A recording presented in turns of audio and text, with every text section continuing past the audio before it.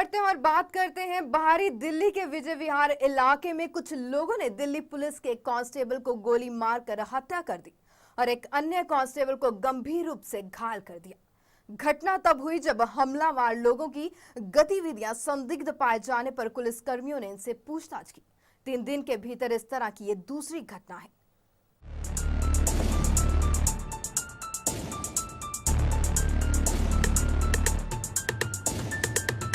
बाहरी दिल्ली के विजय विहार इलाके में कुछ लोगों ने दिल्ली पुलिस के कांस्टेबल की गोली मारकर हत्या कर दी और एक अन्य कांस्टेबल को गंभीर रूप से घायल कर दिया। घटना तब हुई जब हमलावर लोगों की गतिविधियां संदिग्ध पाए जाने पर पुलिस कर्मियों ने इनसे पूछताछ की।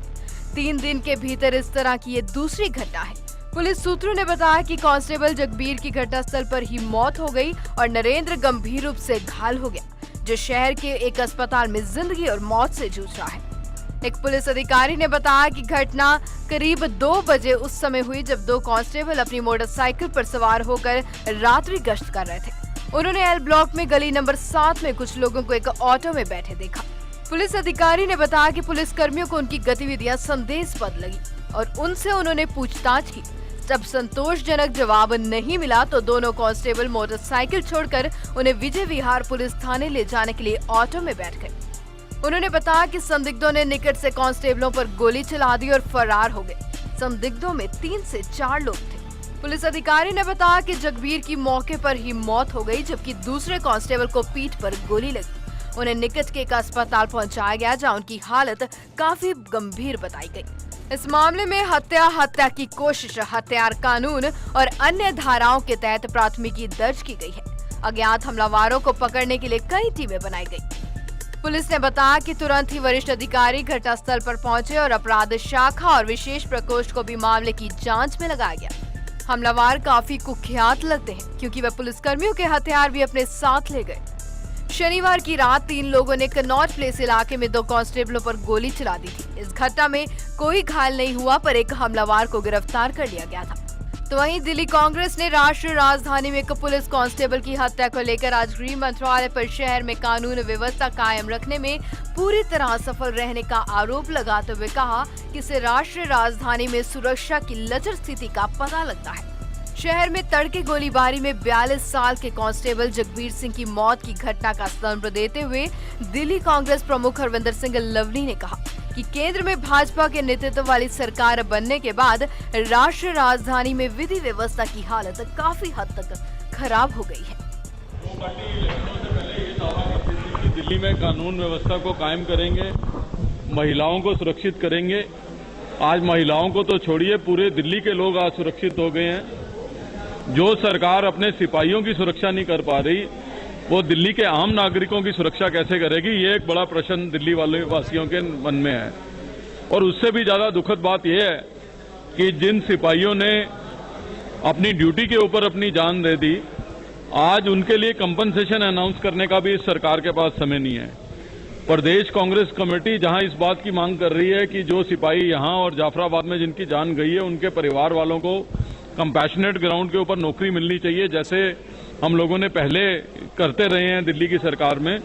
वहीं जो है, हम दिल्ली में लॉ एंड ऑर्डर की सिचुएशन बिगड़ने के ऊपर पूरी तरीके से देश के गृह मंत्री को जिम्मेवार ठहराते हैं कि उन्होंने जिस तरीके से अनदेखी इस सरकार ने दिल्ली में कानून और व्यवस्था की कर रखी है, दिल्ली में जंगल राज हो गया है। अगर ये सरकार ये समझती हो कि ये आंख मूंद करके बैठे रहेंगे और प्रदेश कांग्रेस कमेटी जो है लॉ एंड ऑर्डर के मामले में कुछ करेगी नहीं, तो हम इस सरकार को ये चेतावनी देना चाहते हैं कि अगर जल्द दिल्ली में लॉ एंड ऑर्डर की स्थिति को बरकरार रखने के लिए कारागार कदम नहीं उठाए गए, तो प्रदेश कांग्रेस कमेटी गृह मंत्री का घेराव करेगी और सड़कों पर आंदोलन करेगी। Bureau report, living India news.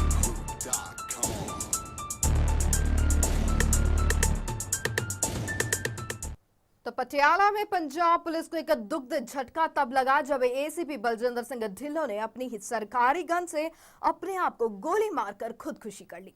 Baljinder Singh Patiala में कम्युनिटी पुलिस के एसीपी पद पर तैनात थे। ये घटना तब घटी जब एसीपी के घर में गनमैन और सफाई वाली मौजूद थी।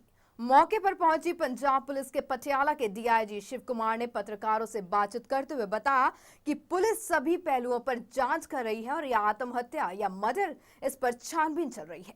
हालांकि डीआईजी शिव कुमार का मानना है कि ये एक्सीडेंट भी हो सकता है और अब इसकी बारीकी से जांच की जाएगी। अब मेडिकल रिपोर्ट के बाद ही पता चल पाएगा कि ये सुसाइड था या फिर मर्डर या फिर एक्सीडेंट। हो सकता है एक्सीडेंटली चल गई हो सकता है सुसाइड है, ये तहकीकात करने पे मालूम पड़ेगा। कहाँ गोली कहाँ लगी है सर? गोली करता सर घर पे कौन कौन मौजूद था सर? उस पर घर पे इनका गनमैन था और कुत्ता जो घर में आराम कर रहे थे, और इसको सबसे पहले जो डेड बॉडी को देखा वो सफाई करने वाली जो थी, जो कि जनरली 3:30-4 बजे आती है, उसने जब ऊपर जाके देखा तो उसने देखा कि डेड बॉडी पड़ी थी सर। उसने फिर शोर मचाया, उसके बाद फिर सब लोगों को मालूम। सर गनमैन ने कुछ नहीं बताया इस बारे में? नहीं बताया सारा कुछ, हम उसकी तहकीकात कर रहे हैं, लेकिन अपरेंटली लगता है कि एक्सीडेंटल सुसाइड या उस तरीके का कौन सी उसमें एक गनमैन की किसकी थी? हाँ गनमैन की थी। साथ में इनके अटैच था सर? साथ में ऑफिशियली इनको मिला हुआ है। घर में और कौन कौन था जी? घर में गनमैन, कुक और साथ में जो सफाई वाली। सर आप कह रहे हैं इन्फॉर्मेशन आई है 4 बजे के करीब, और ये इंसिडेंट हुआ उससे पहले। इंसिडेंट कब हुआ ये भी मालूम पड़ेगा जब डॉक्टर भी पोस्टमार्टम रिपोर्ट देगा। हो सकता है 1 घंटे पहले का हो, क्योंकि दोपहर का टाइम होता है, सभी लोग आराम करते हैं। परिवार वाले कहाँ गए थे? नहीं, ये इनकी जो वाइफ है वो बच्चों को लेने के लिए स्कूल गए थे, तो वो बाद में आए हैं जब इनको फ़ोन गया, मैंने जो उनको फ़ोन किया, इस तरीके से इंसिडेंट हुई है ये। So that means sir you are not ruling out a case of suicide also अभी फॉर द टाइम बेइंग? या एक्सीडेंटल भी हो सकता है, सुसाइड भी हो सकती है, हमको देखना पड़ेगा। सर गनमैन ने कुछ तो बताया होगा कि सर ये भी पता चला था कि काफी देर से उनको अच्छी जगह पे पोस्टिंग नहीं हुई थी उनकी। नहीं, ऐसा अपरेंटली कुछ नहीं, ये पोस्टिंग तो पार्ट ऑफ कैरियर है इसमें। तो वहीं अमृतसर के थाना चहराता के अंदर आते इलाके में एक नई नेबर कॉलोनी में रहने वाली मनजिंदर कौर ने फांसी का फंदा लगाकर अपनी जीवन लीला समाप्त कर ली, जहां से पुलिस प्रशासन को तहकीकात के दौरान सुसाइड नोट भी बरामद हुआ। ये तस्वीर जो आप देख रहे हैं, ये मनजिंदर कौर वासी 133 नई मेंबर कॉलोनी खंडवाला की है, जिसने करीब 1.5 साल पहले हर्ष कुमार नामक व्यक्ति के साथ कोर्ट में शादी करवाई थी, और शादी के कुछ महीने बाद उसका पति दुबई चला गया और मनजिंदर अपनी सास और देवर के साथ अपने ससुराल में रह रही थी। 11 अक्टूबर करवा चौथ के दिन पति की लंबी उम्र की कामना के लिए व्रत रखा, पर अचानक सुबह करीब 10:30 बजे गले में चुन्नी के साथ फंदा लगाकर अपनी जीवन लीला समाप्त कर ली। पुलिस ने मौके पर पहुंचकर लाश को अपने कब्जे में लेकर कार्रवाई शुरू कर दी, और इस बारे में जानकारी देते हुए एसएसपी अमनदीप सिंह बराड़ ने बताया कि मरने वाली मनजिंदर कौर ने मरने से पहले सुसाइड नोट लिखा था, जिसमें उसने अपनी मौत का जिम्मेदार खुद को बताया है, और ये भी कहा कि उसके मरने के बाद किसी को भी तंग न किया जाए। एक लड़की है मनिंदर कौर, जिसका छोटा नाम मनी है, वाइफ ऑफ हर्ष कुमार गोपी, जो वार्ड नंबर 2 धक्का कलोनी की रेजिडेंट है। हजे तक साढ़े सामने एक सुसाइड नोट भी आया है, जिस विच इन्हें लिखा है कि मेरी मौत का जिम्मेवार कोई भी कसूरवार नहीं है। अगर मैं आज मर जाती हूँ तो मेरे मरने में किसी को कोई कसूर नहीं है। मेरे मरने के बाद किसी को भी तंग ना किया जाए। ਅਸੀਂ ਇਹਦੇ ਵਿੱਚ ਹਜੇ ਮੁੱਢਲੀ ਤਫਤੀਸ਼ ਅਮਲ ਵਿੱਚ ਲਿਆਂਦੀ ਹੈ, ਅੱਗੇ ਅਸੀਂ ਤਫਤੀਸ਼ ਕਰ ਰਹੇ ਹਾਂ। ਲੜਕੀ ਦੇ ਪੇਕੇ ਪਰਿਵਾਰ ਜਲੰਧਰ ਦੇ ਰਹਿਣ ਵਾਲੇ ਆ, ਉਹ ਆ ਰਹੇ ਆ, ਜਦੋਂ ਵੀ ਉਹ ਆਉਂਦੇ ਆ ਉਹਦੇ ਬਾਅਦ ਅਸੀਂ ਅਗਲੀ ਕਾਰਵਾਈ ਅਮਲ 'ਚ ਲਿਆਵਾਂਗੇ। ਮੈਨੂੰ ਇਹ ਲੱਗਦਾ ਵੀ ਇਹ ਸ਼ਾਇਦ ਇਮੋਸ਼ਨਲ ਇਹਨੇ ਡਿਪਰੈਸ਼ਨ 'ਚ ਆ ਕੇ ਸ਼ਾਇਦ ਇਹ ਖੁਦਕੁਸ਼ੀ ਕੀਤੀ ਹੋਵੇ, ਬਾਕੀ ਇਨਵੈਸਟੀਗੇਸ਼ਨ क्लियर हो जाएगी। तो वहीं जलंधर के मॉडल टाउन इलाके से एक 7 वर्षीय बच्चे का अपहरण हो जाने से इलाके में नहीं बल्कि पूरे जलंधर में दहशत का माहौल है। इस 7 वर्षीय बच्चे का अपहरण 12 अक्टूबर को हुआ था, लेकिन पुलिस बच्चों को अभी तक बरामद करने में नाकामयाब रही है। बच्चे के ना मिलने के कारण उसका पूरा परिवार सदमे में है। बच्चे के परिजनों ने बच्चे बारे जानकारी मिलने पर लोगों के लिए मोबाइल नंबर जारी किया है। यह है उस 7 वर्षीय बच्चे की तस्वीर, जिसका 12 अक्टूबर को मॉडल टाउन इलाके के एक पार्क से अपहरण कर लिया गया था। बच्चे का नाम गुरदीप सिंह है और उसे प्यार से गोपी बुलाया जाता था। गोपी उस दिन शाम को अपनी 9 वर्षीय बहन के साथ खेलने गया था, लेकिन बताया जा रहा है कि गोपी को वहां से 2 युवक कार में बिठा कर ले गए। उसके बाद से गोपी का कोई सुराग नहीं मिला। गोपी के परिजनों ने बताया कि गोपी के अपहरण की सूचना उन्होंने फौरन पुलिस को दे दी थी। पुलिस भी दिन रात गोपी की बरामदगी के लिए हाथ पांव मार रही है, लेकिन गोपी का 3 दिन बाद भी कोई सुराग न मिलने पर उसके परिजनों के सब्र का बांध टूटता नजर आ रहा है। गोपी की मां और अन्य रिश्तेदारों की आंखों से आंसू रुकने का नाम नहीं ले रहे। अपहरण बच्चे की मां रोते हुए अपहरणकर्ताओं से अपील करती नजर आती है कि उसका बच्चा उसे लौटा दिया जाए। रिक्वेस्ट है, मेरा बेटा गुरदीप सिंह संडे तो किडनैप किया पिया, ਜਿਹਦੇ ਕੋ ਵੀ ਹੈਗਾ ਜਿੱਦਾਂ ਵੀ ਹੈਗਾ ਪਲੀਜ਼ ਛੱਡ ਦਿਓ। ਅਸੀਂ ਜਿੰਨਾ ਕਹੋਗੇ ਜੋ ਕਹੋਗੇ ਅਸੀਂ ਕਰਨ ਨੂੰ ਤਿਆਰ ਆ। ਇੱਥੇ ਤੱਕ ਤੁਹਾਨੂੰ ਕੁਝ ਹੋਣ ਨਹੀਂ ਦਵਾਂਗੇ, ਸਾਡੀ ਪੱਕੀ ਗਰੰਟੀ ਆ। ਪਲੀਜ਼ ਮੇਰੇ ਬੇਟੇ ਨੂੰ ਜਿੱਥੇ ਕਹੋਗੇ ਅਸੀਂ ਛੱਡਦਾ, ਤੁਸੀਂ ਛੱਡੋ, ਅਸੀਂ ਲੈਣ ਨੂੰ ਤਿਆਰ ਆ। ਪਲੀਜ਼ ਮੇਰੇ ਬੇਟੇ ਨੂੰ ਘਰ ਭੇਜ ਦਿਓ, ਅਸੀਂ ਨਹੀਂ ਰਹਿ ਸਕਦੇ ਉੱਤੋਂ ਬਿਨਾਂ। ਪਲੀਜ਼ ਮੇਰੀ ਮਿਹਨਤ ਹੈ ਤੁਹਾਡੇ ਮੂਹਰੇ, ਪਲੀਜ਼ ਮੇਰੇ ਬੇਟੇ ਨੂੰ ਭੇਜ ਦਿਓ ਪਲੀਜ਼। ਜਿੱਦਾਂ ਤੁਸੀਂ ਅਗਰ ਕਹੋਗੇ ਅਸੀਂ ਪੈਸੇ ਵੀ ਦੇਣ ਨੂੰ ਤਿਆਰ ਆ। ਪਲੀਜ਼ ਸਾਡੇ ਬੇਟੇ ਨੂੰ ਭੇਜ ਦਿਓ, ਜਿੱਦਾਂ ਮਰਜ਼ੀ ਭੇਜ ਦਿਓ, ਜਿੱਥੇ ਮਰਜ਼ੀ ਕਹੋਗੇ, ਜਿੱਥੇ ਕਹੋਗੇ ਅਸੀਂ ਆਉਣ ਨੂੰ ਤਿਆਰ ਆ। ਭੇਜ ਦਿਓ ਸਾਡੇ ਬੇਟੇ ਨੂੰ ਵਾਪਸ। ਸਾਡੇ ਲਈ ਤਾਂ ਇਹੀ ਕੁਝ ਇੱਕੋ ਇੱਕ ਸਾਡਾ ਪੁੱਤ ਆ, ਸਾਨੂੰ ਵਾਪਸ ਕਰ ਦਿਓ, ਨਾ ਕਰੋ ਸਾਡੇ ਨਾਲ।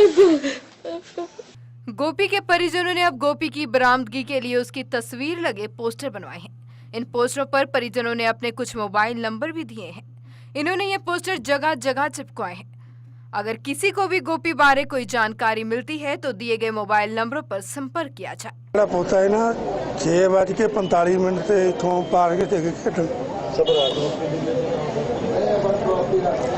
से खेडन गया तो उतों कार च कोई बंदा अगवा करके ले गया। कदों गया सी किन्नी देर वास्ते? 6:55 ਤੇ ਉਹਨੂੰ ਗਵਾ ਕੀਤਾ ਨਾਲ। ਤੇ ਕੋਈ ਪ੍ਰੋਪਰਟੀ ਦੀ ਕੋਈ ਫੋਨ ਆਇਆ, ਕੋਈ ਕੁਝ ਪੈਸੇ ਮੰਗੇ? ਕੋਈ ਨਹੀਂ। ਬੱਚਾ ਕਿੰਨੇ ਸਾਲ ਦਾ ਸੀਗਾ ਤੇ 6 ਸਾਲ ਦਾ ਬੱਚਾ ਜੀ। ਕਿਹੜੀ ਕਲਾਸ ਚ? ਇਹ ਪਹਿਲੀ ਚ ਪੜਦਾ, ਖਾਲਸਾ ਸਕੂਲ ਮਾਡਲ ਟਾਊਨ ਗੁਰਦੁਆਰੇ ਚ। Bureau report, living India news. तो देश में इन अपराधों को रोकने के लिए बनाए गए तमाम कड़े कानून महज किताबों में ही नजर आते हैं। इन कानूनों की पालना को लेकर कोई पुख्ता कोशिशें नहीं की जा रही हैं और इन कोशिशों की शुरुआत हमसे होती है। अगर कहीं भी ऐसी वारदातों को होता देखें या ऐसी घटनाओं का शिकार हो तो इन सब घटनाओं का कड़ा विरोध करें, सावधान रहें, सुरक्षित रहें, क्योंकि खुद की सुरक्षा खुद के हाथ में। नमस्कार।